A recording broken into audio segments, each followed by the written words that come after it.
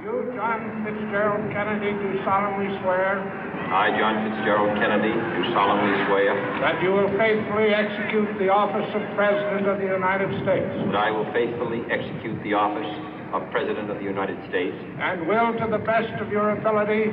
And will, to the best of my ability. Preserve, protect, and defend the Constitution of the United States. Preserve, protect, and defend the Constitution of the United States. So help you God.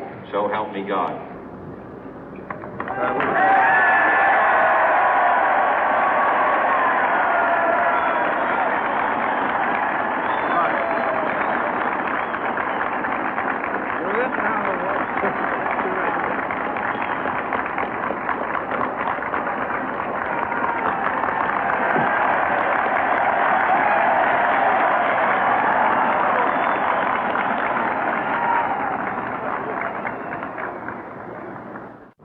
Vice President Johnson, Mr. Speaker, Mr. Chief Justice, President Eisenhower, Vice President Nixon, President Truman, Reverend clergy, fellow citizens.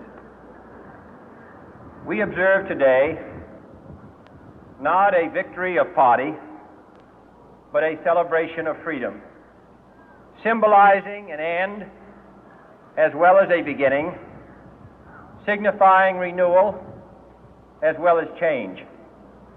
For I have sworn before you and Almighty God the same solemn oath our forebears prescribed nearly a century and 3/4 ago. The world is very different now, for man holds in his mortal hands the power to abolish all forms of human poverty and all forms of human life. And yet the same revolutionary beliefs for which our forebears fought are still at issue around the globe. The belief that the rights of man come not from the generosity of the state, but from the hand of God. We dare not forget today that we are the heirs of that first revolution. Let the word go forth from this time and place to friend and foe alike that the torch has been passed to a new generation of Americans born in this century, tempered by war, disciplined by a hard and bitter peace, proud of our ancient heritage, and unwilling to witness or permit the slow undoing of those human rights to which this nation has always been committed and to which we are committed today at home and around the world.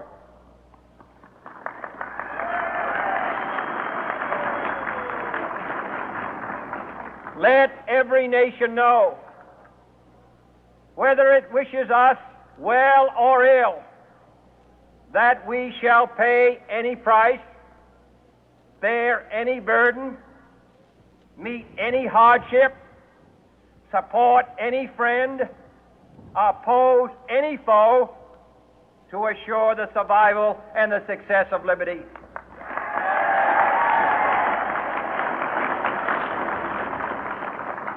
This much we pledge and more.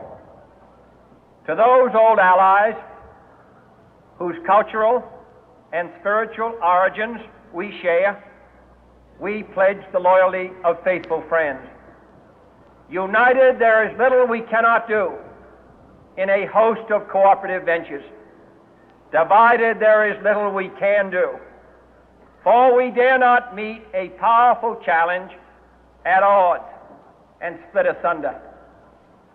To those new states whom we welcome to the ranks of the free, we pledge our word that one form of colonial control shall not have passed away, merely to be replaced by a far more iron tyranny. We shall not always expect to find them supporting our view, but we shall always hope to find them strongly supporting their own freedom, and to remember that in the past, those who foolishly sought power by riding the back of the tiger ended up inside.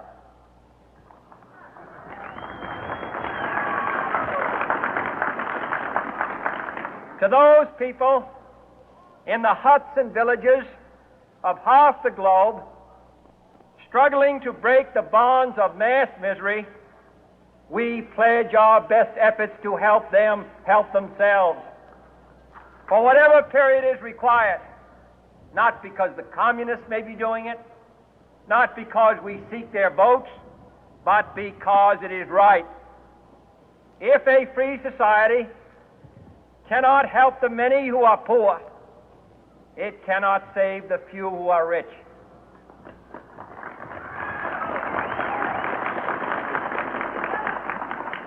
To our sister republics south of our border, we offer a special pledge to convert our good words into good deeds, in a new alliance for progress, to assist free men and free governments in casting off the chains of poverty. But this peaceful revolution of hope cannot become the prey of hostile powers. Let all our neighbors know that we shall join with them to oppose aggression or subversion anywhere in the Americas. And let every other power know that this hemisphere intends to remain the master of its own house.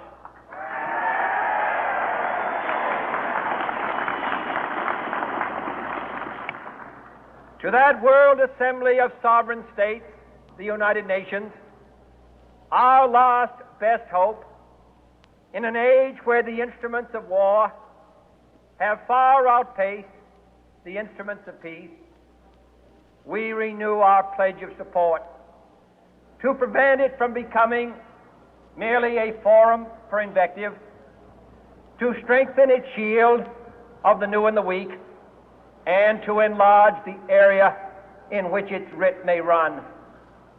Finally, to those nations who would make themselves our adversary, we offer not a pledge, but a request that both sides begin anew the quest for peace. Before the dark powers of destruction, unleashed by science, engulf all humanity in planned or accidental self-destruction, we dare not tempt them with weakness, for only when our arms are sufficient beyond doubt can we be certain beyond doubt that they will never be employed. But neither can two great and powerful groups of nations take comfort from our present course, both sides overburdened by the cost of modern weapons, both rightly alarmed by the steady spread of the deadly atom, yet both racing to alter that uncertain balance of terror that stays the hand of mankind's final war. So let us begin anew, remembering on both sides that civility is not a sign of weakness, and sincerity is always subject to proof. Let us never negotiate out of fear, but let us never fear to negotiate.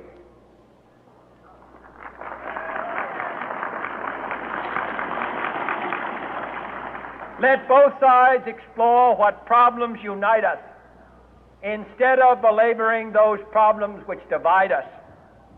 Let both sides, for the first time, formulate serious and precise proposals for the inspection and control of arms, and bring the absolute power to destroy other nations under the absolute control of all nations.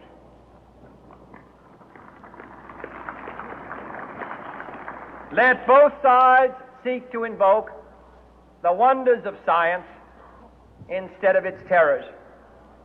Together, let us explore the stars, conquer the deserts, eradicate disease, tap the ocean depth, and encourage the arts and commerce.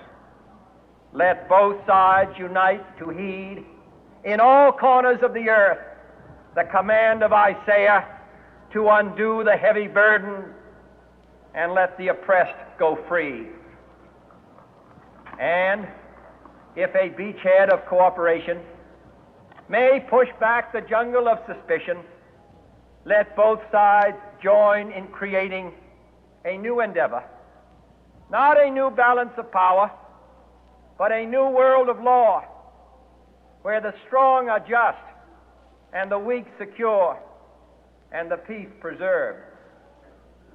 All this will not be finished in the first 100 days, nor will it be finished in the first 1,000 days, nor in the life of this administration, nor even perhaps in our lifetime on this planet. But let us begin.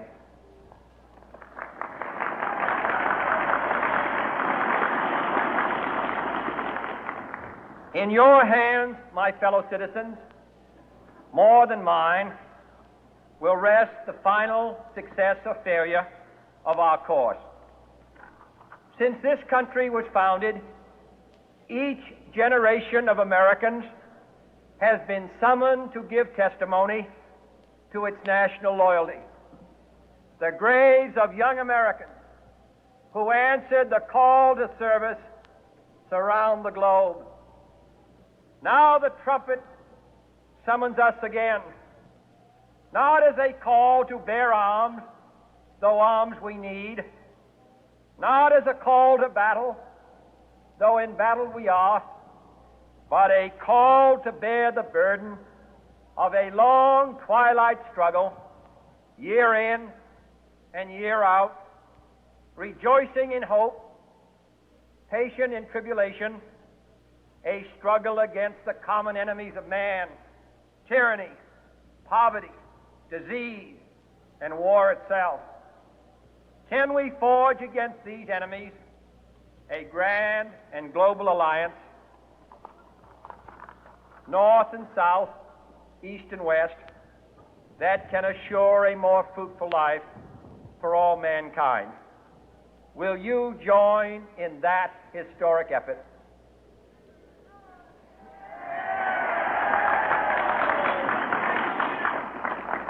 In the long history of the world, only a few generations have been granted the role of defending freedom in its hour of maximum danger. I do not shrink from this responsibility. I welcome it.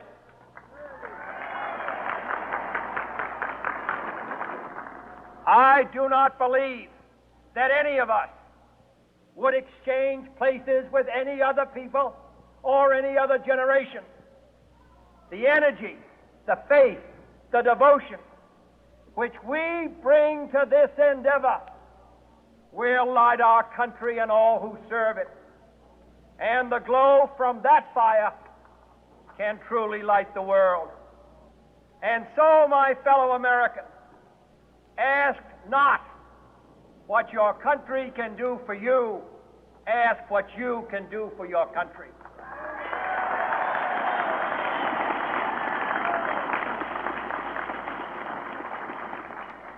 My fellow citizens of the world, ask not what America will do for you, but what together we can do for the freedom of man.